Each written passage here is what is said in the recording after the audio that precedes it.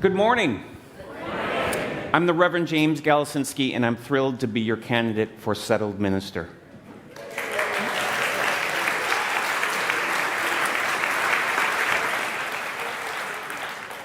Being hospitable and being welcome is part of who we are. So no matter if you've come here once or 1,000 times, you are welcome here. If this is the first time you've been here in a while, you are welcome here. Whatever gender identity you have, you are welcome here. No matter who you love, you are welcome here. Whatever race or ethnicity you are welcome here. And it is in that spirit of welcome that I invite you to meet someone new right now and tell them your name, meet them, and tell them you are glad that they are here. Go ahead.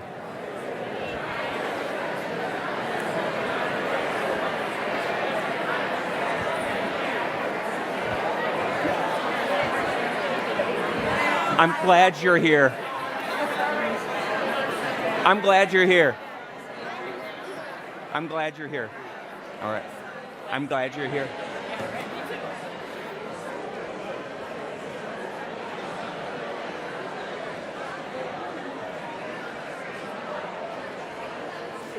Hi. Ah. Nice. It's Joy. Nice. And I just met Willie, so. All right. I'm originally from Wisconsin, but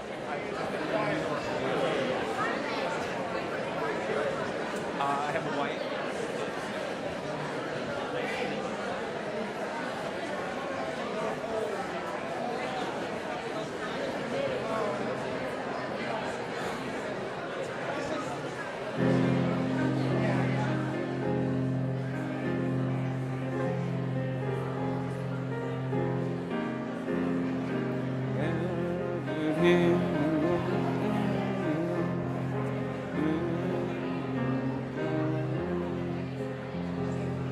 Gathered here in the mystery of the heart, gathered here in one strong body, gathered here in the struggle and the power, Spirit draw near. Gathered here in the mystery of the heart, gathered here in one strong body, gathered here in the struggle and the power, Spirit draw near. Gathered here in the mystery of the heart, gathered here in one strong body, gathered here in the struggle and the power, Spirit draw near. Gathered here in the mystery of the heart, gathered here in one strong body, gathered here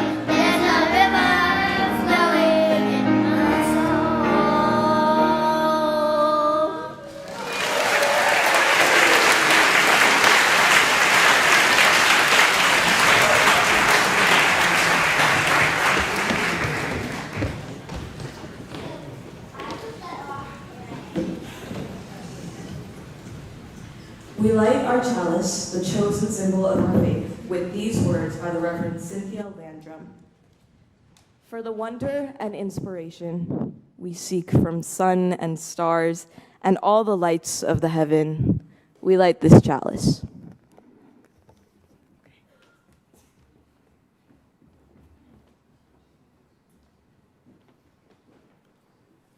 Please rise in body and or spirit in singing our opening hymn, which is 1064, Blue Boat Home.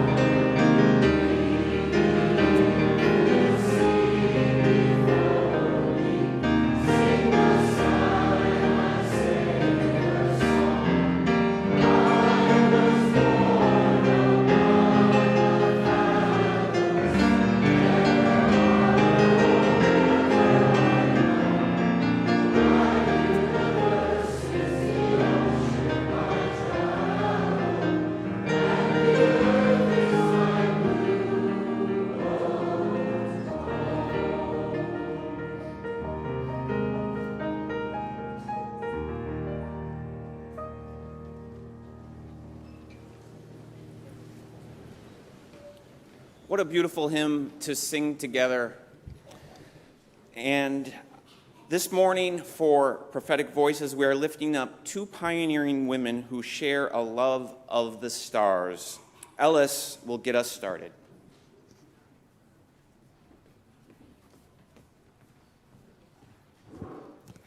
I am Cecilia Payne, born in 1900 in England.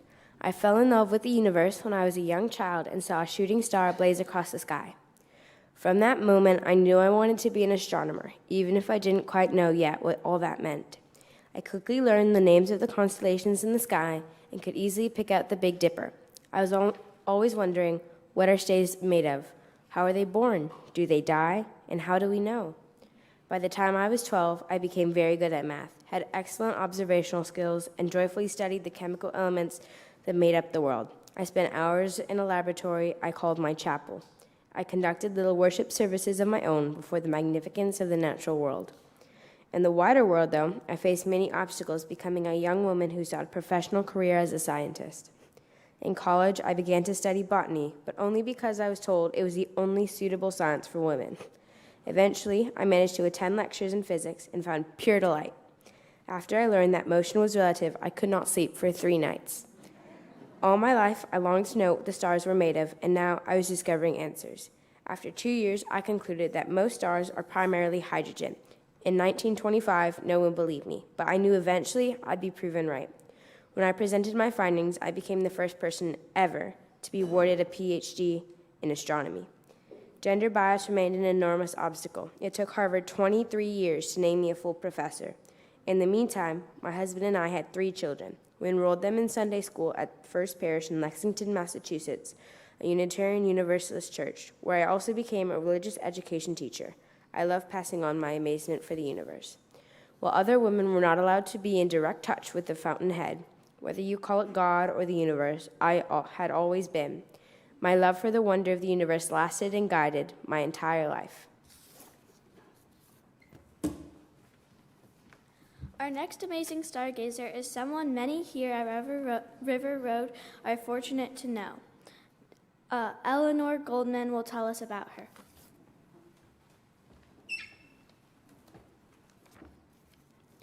I am Nancy Grace Roman. I was born in Nashville, Tennessee in 1925 and lived in a number of places as a child. It was probably my parents who inspired me most and encouraged my love of the natural world. My father was a scientist and answered my scientific questions, while my mother took me on walks and showed me birds and plants.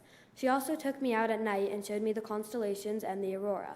When I was 11 years old, I formed an astronomy club, gathering with classmates once a week and learning about constellations from books. I was discouraged by some adults, the same as many science-loving girls and women before me, but I knew by 7th grade that I would dedicate my life to astronomy. I then attended Swarthmore College, where I studied astronomy, even though the Dean of Women discouraged me. After graduate school in 1959, I joined NASA as head of observational astronomy and worked there on many projects for 20 years. I am best known for my contributions to the creation of the Hubble Space Telescope, a space-based observatory that orbits the Earth, capturing images and data. The chief astronomer who worked with me at NASA referred to me as the mother of the Hubble telescope. That made me uncomfortable at times, because so many people contributed to Hubble, but I am proud of the part I played. My parents raised me in the Unitarian faith, and I was happy to be a longtime member of River Road UU congregation, where I gave talks for all ages about space and the discoveries of Hubble. I think that the fact that my willingness to buck tradition, especially when people told me science was not a role for women, as they often did when I was young, may have been influenced by the fact that I had brought up to think away from tradition.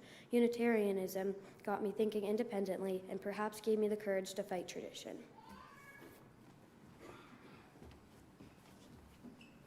An exciting update A future NASA infrared space telescope is in development and scheduled to launch in September 2026. It's named the Nancy Grace Roman Space Telescope. Both of these women call us to pay special attention to what we wonder about. It could lead us to a spiritual quest in the heart of the stars. Thank you to Ellis, Eleanor, and Laura T.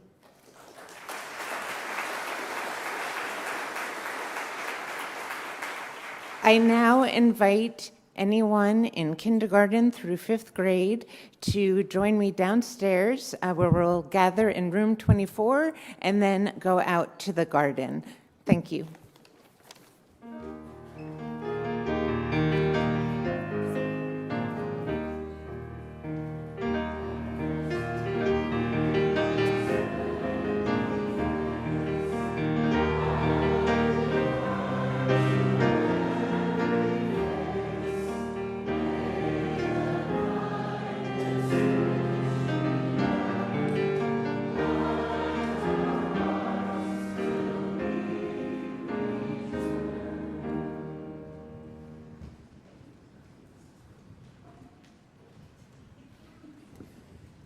I invite you into the practice of meditation.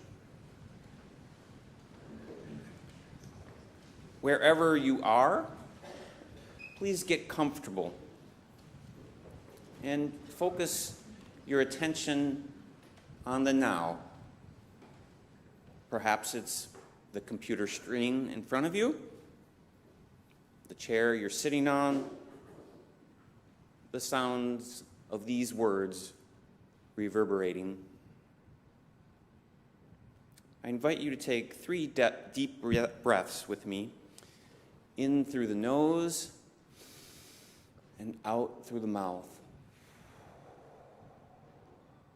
In through the nose, slowly out through the mouth. In through the nose, holding it, and slowly out through the mouth.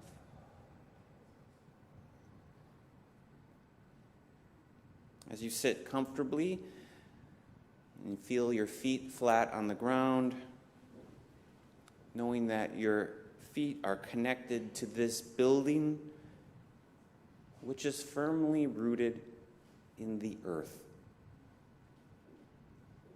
We are all held in the care of the earth. We are all grounded in ground.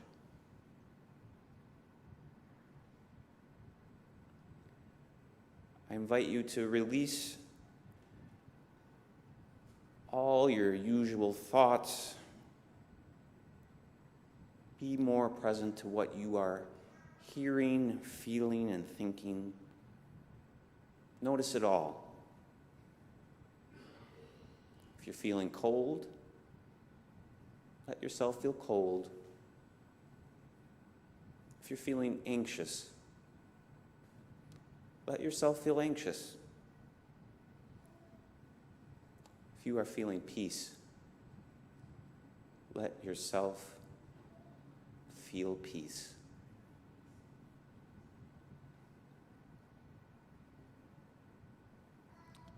As you let things go and just breathe,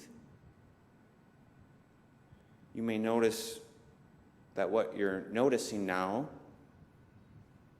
is very different from when you've noticed just a minute or so ago.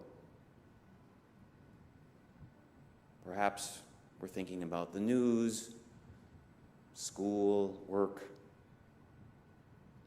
plans, memories.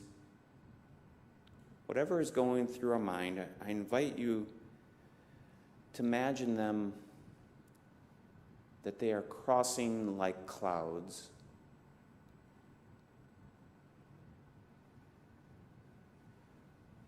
Identify for a moment with the vast sky. Your thoughts, feelings, sensations, they are like wispy clouds that slowly float by, going who knows where. Feel the full awareness of the blue sky.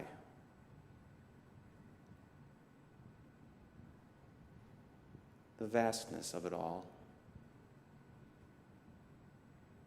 This deep, full presence. And our thoughts, feelings, sensations, they drift on by in the form of clouds.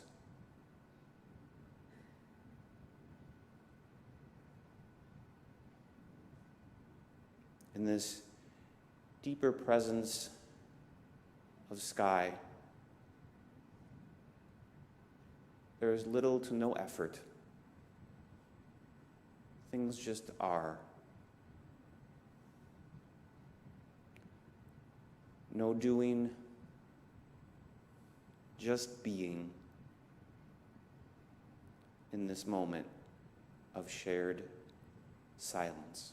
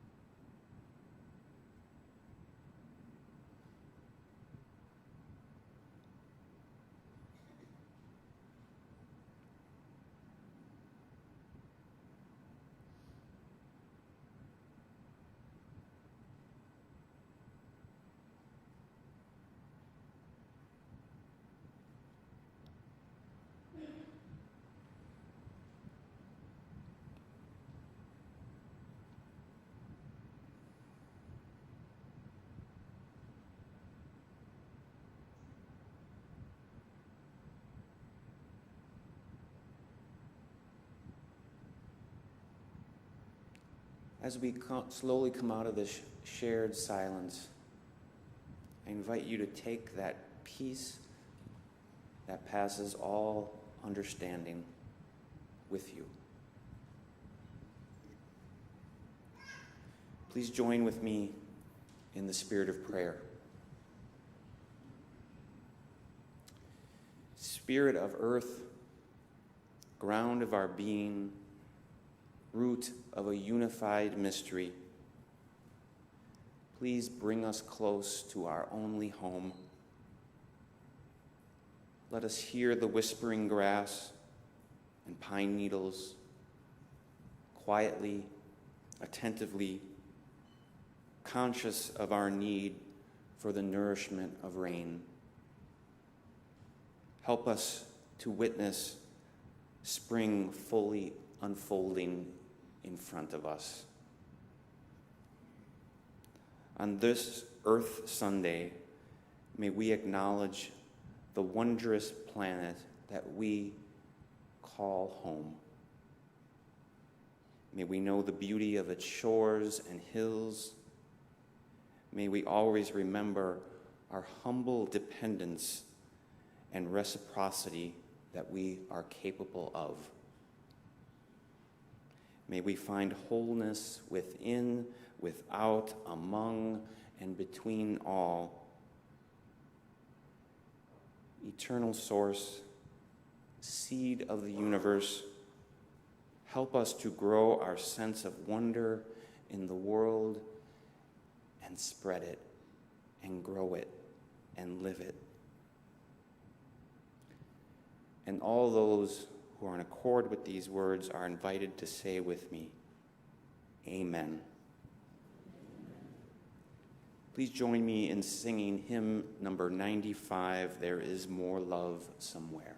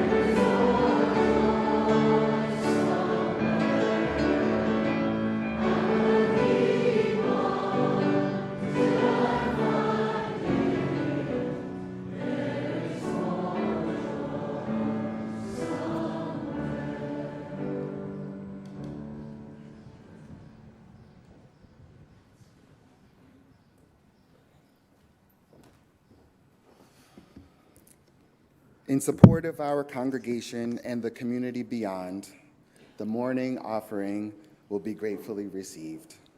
We do so mindful of the fact that we draw water from wells we did not dig and pick fruit from trees we did not plant. This is as it should be so long as we dig and plant for those who come after. If this is your first time visiting, welcome. Please feel free to let the plate pass you by. Your presence is your gift to us. To learn more about why we give of our financial treasure, you can check out our website at rruuc.org. There you can find information on our vibrant programs and all the ways to connect to the mission and vision of this community. You can also give right there on the main page by clicking the blue Give Online button. You can also text to give. The number is 73256. text RRUUC and the amount you'd like to give to the number 73256, and you will receive a link to complete your donation. Thank you for sharing your time, your talents, and your treasure.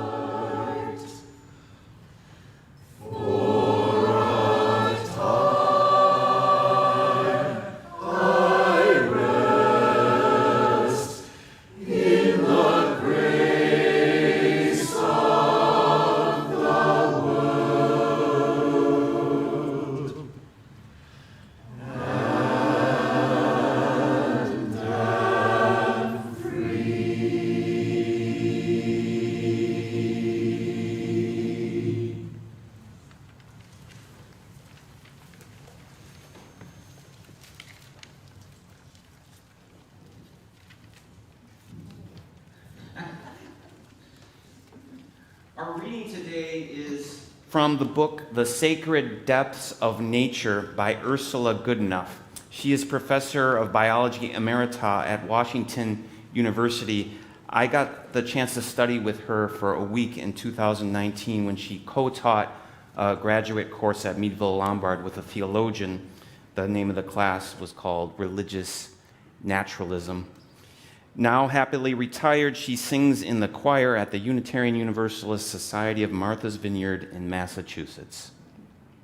She says, "Does not some theology flow from the fact that the universe was so right and our planet was so right that life became inevitable?" A line of reasoning called the anthropic principle states that since the laws of physics are perfect for the emergence of chemistry, and chemistry is perfect for the emergence of life, that it all must have been designed so as to yield life in general and human life in particular. Had any of the laws of physics been anything other than what they are, the universe would have been very different and perhaps not possible at all. And life as we know it would not have evolved. True enough. But of course, all these things could just as well have happened by chance, since had they occurred any other way, we wouldn't be sitting here wondering about them. The inherently circularity of anthropic principle arguments leaves me in the end theologically unsatisfied. And so I again revert to my covenant with mystery and respond to the emergence of life not with a search for its design or purpose, but instead with outrageous celebration that it occurred at all.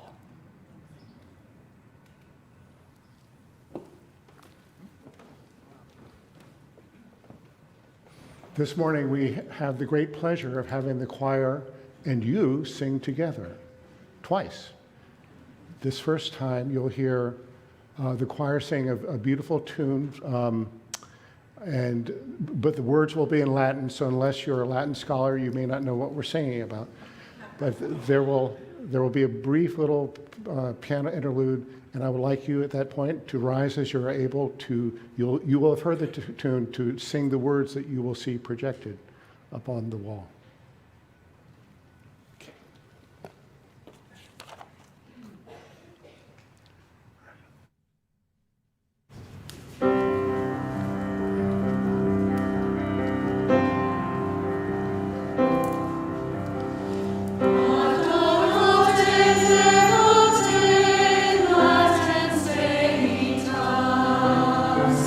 Christus Christi curis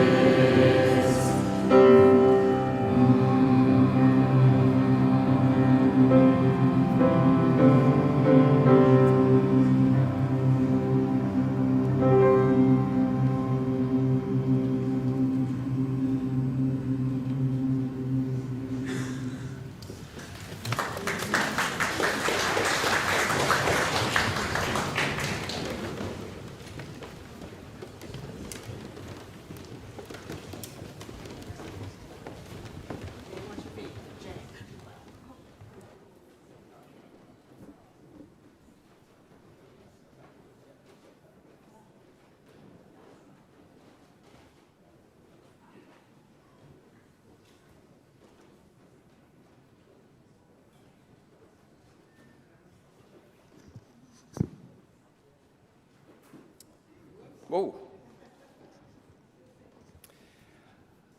I'd like to start out by just saying I've really enjoyed getting to know you over the past week. I've enjoyed getting to know you by questions and answers and many, many opinions.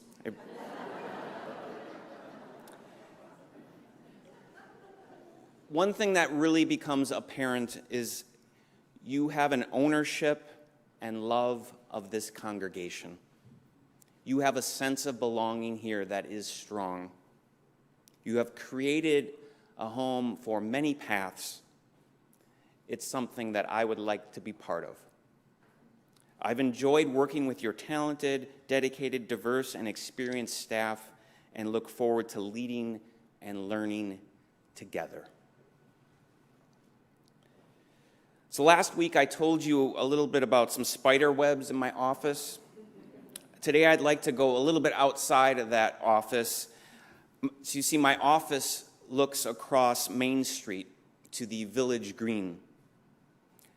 My sermon writing days are Fridays, which happen to be when there is a great farmer's market on that Village Green in summer and in fall.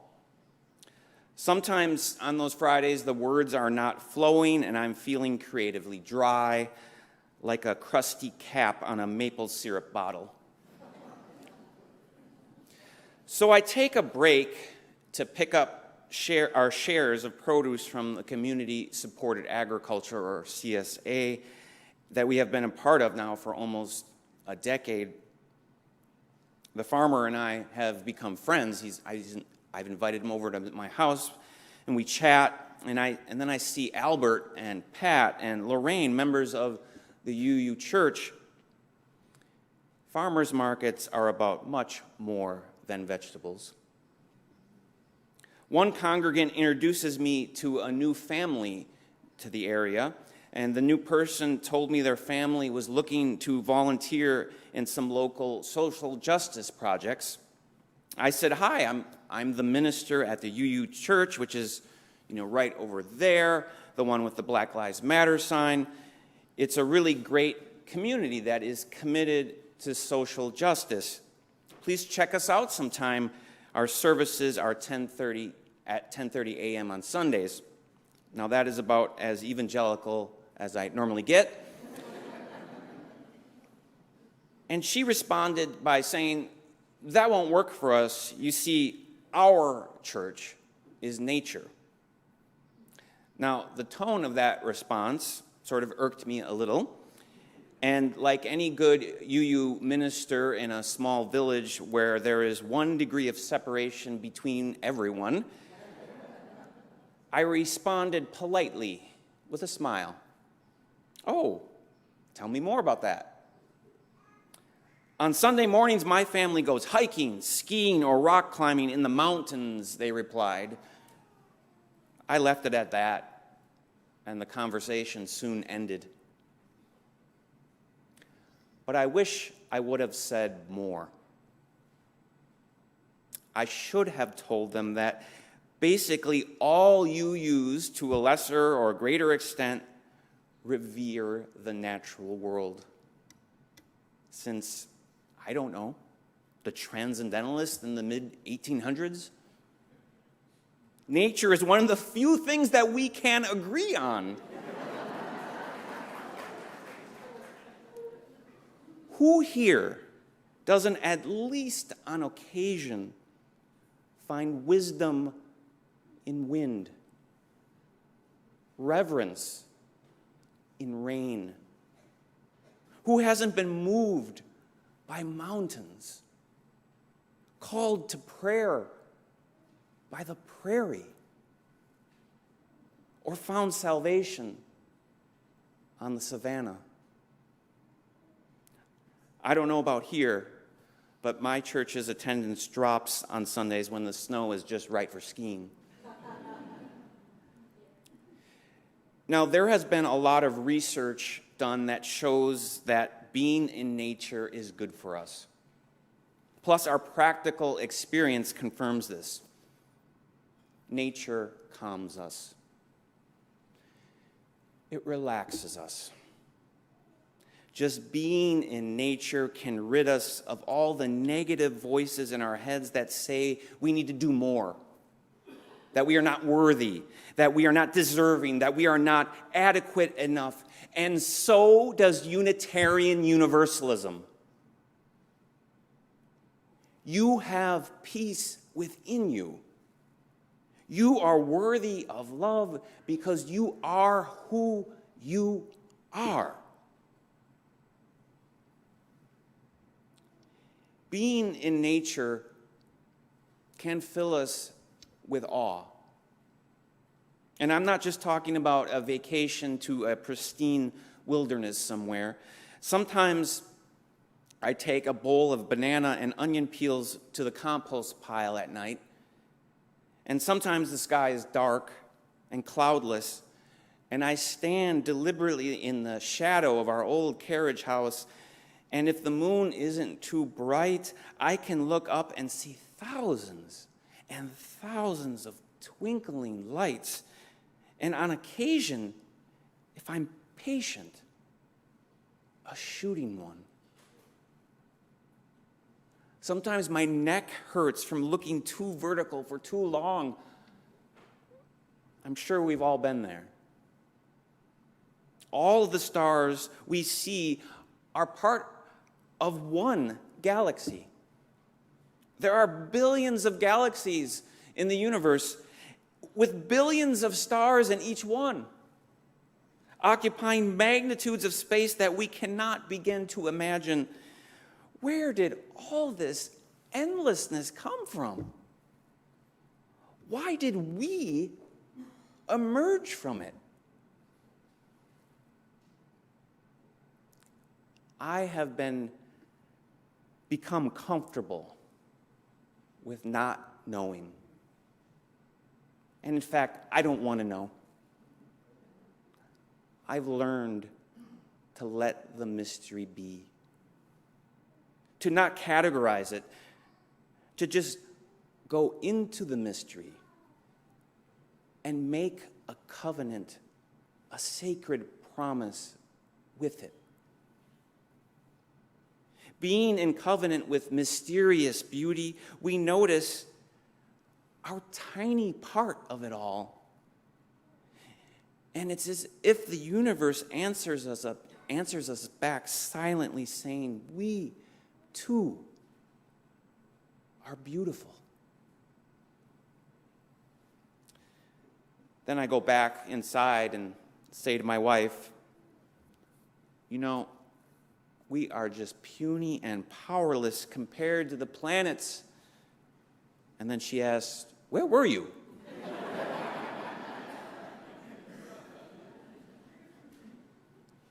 The mystery of the universe is vast and endless, and it fills us with awe.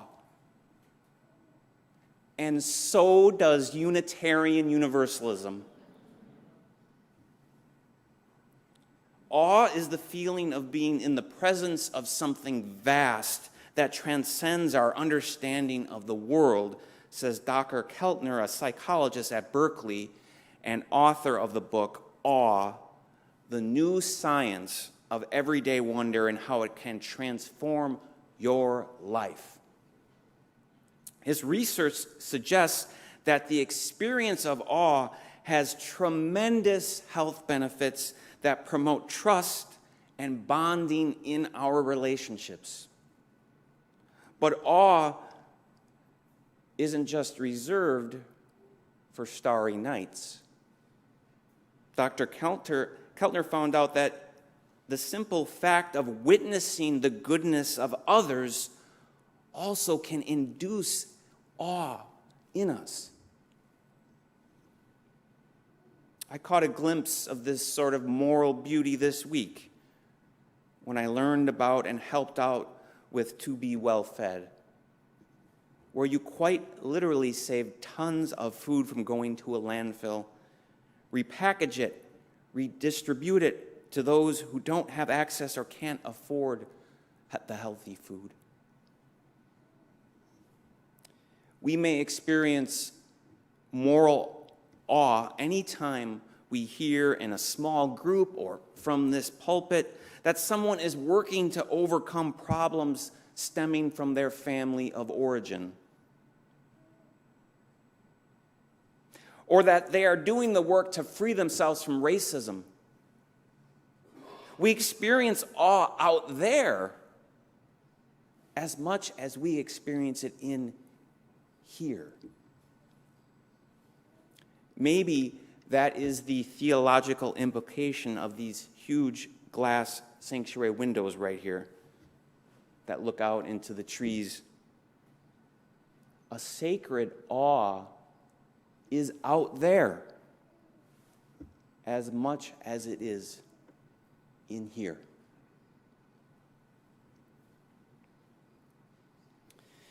Now, I love walks alone in the forest, along the river, and just trying to be mindful of the shadows of trees and how the green lichens on the bark contrast with the blue sky. These need not be Grand Canyon or mountaintop experiences. It is just noticing the sunset or just noticing the night sky that can keep us primed for mystery. But I think practicing an everyday awe should also involve participation in communities that ritualize and celebrate the mystery of life. As Ursula Goodenough points out, the way that we and life emerged is mysterious. We don't need some great designer or purpose. Awe invites us into a humble, tender treaty with not knowing a covenant with mystery. Having a covenant with mystery implores us to explore. Dr. Keltner tells us that the more people are open to awe, the more they are open to new ideas, to the mystery, to what language can't yet quite describe. Having a close covenant with mystery encourages us to experiment with our ministries and freely face failure. We don't have to rebuild things like they were pre-pandemic. We can embrace the future now by taking risks and experimenting. I know that River Road has been and will continue to lean into creativity. Because as Unitarian Universalists, we have a lot to be proud of and a lot of love to share with the world. One Sunday back in Canton, New York, where I served during social hour after worship, I saw a 7-year-old boy in a skirt and pink sneakers. I knew that he was being excluded, teased, and questioned at school for his clothing choices. And then I saw a former president of the board walk by him, not knowing that he had been catching this flack at school. That former board president said to him, "I like your style. You look beautiful." You see, nature says to us, "You are beautiful." And so does Unitarian Universalism. There is a mystery here, gathered together in the awe of this hour. In fact, the fact that we assembled uniquely here at all.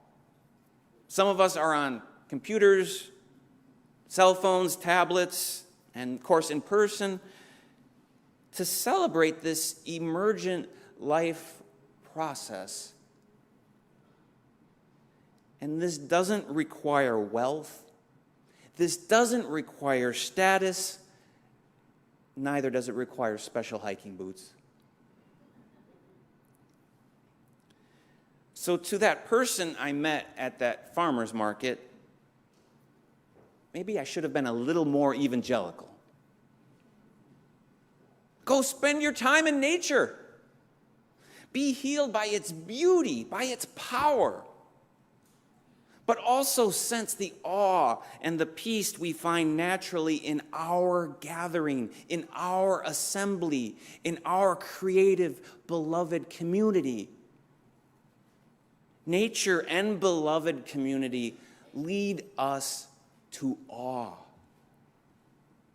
to the mystery, and to the healthier, more meaningful life abundantly in front of us. After all, what is science without mystery? What is religion without awe? When we are awestruck, we do math better. We think more clearly.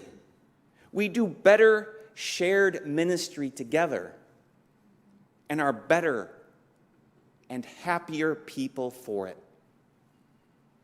Our faith calls us to revel in that mystery. So play in it, pray in it, and make a relationship with it. Mystery meets here, in relationship with ourselves on these blue-green hills of earth. And together we can build habits of inner peace so that we can comfort the grief-stricken, have the moral courage to welcome the stranger, and to confront authoritarianism with joy. For we are star-born. We are earth-formed. We are endowed by the evolutionary process. We are creatively emerging. We are beautiful. We are loved. Nature says it, and so does Unitarian Universalism. So may it be, and amen.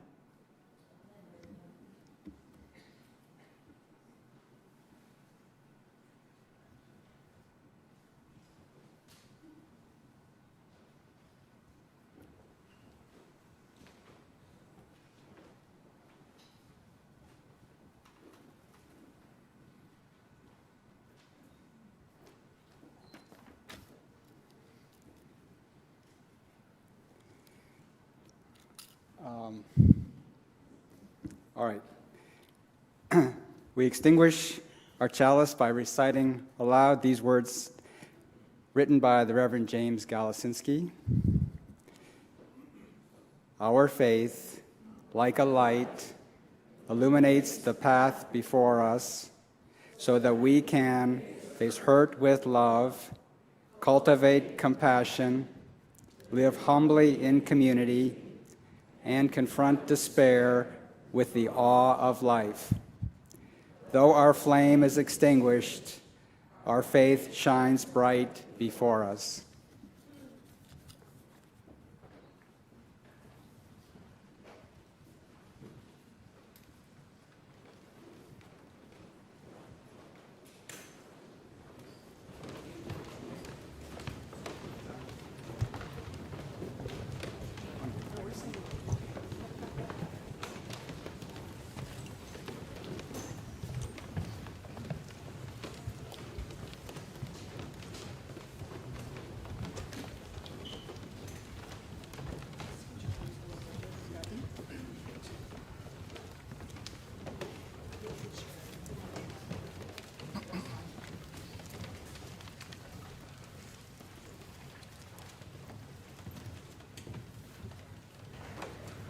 Once again, we get a chance to sing together. you're going to hear a tune in the choir that you may or may not be familiar with. Some of you would be, and I think enough of you have not. So the choir is going to be singing through the tune various times. Listen to it, enjoy it, and at a certain point, there's going to again be a little piano interlude, and that will be our cue to join in singing with the choir. And once again, you will see the words projected on the screen.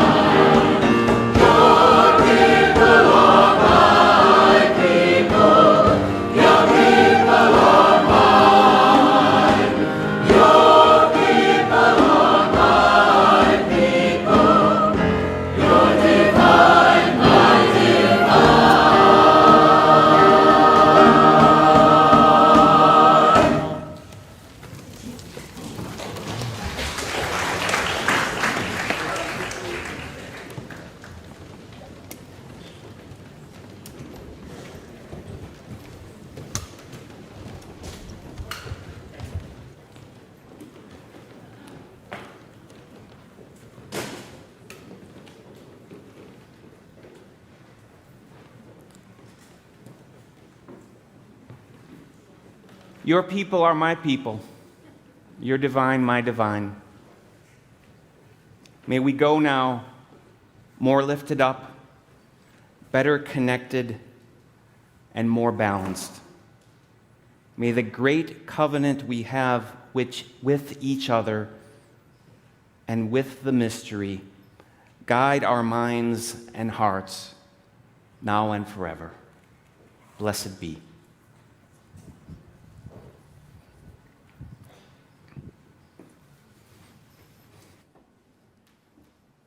I just want to announce that our special meeting will start at 11:15, so there's a few minutes if you want to grab a cup of coffee or take a break, but be back here. And if you haven't yet registered, if you're a voting member and haven't yet registered and gotten your ballot, the registration tables are open again out in the lobby.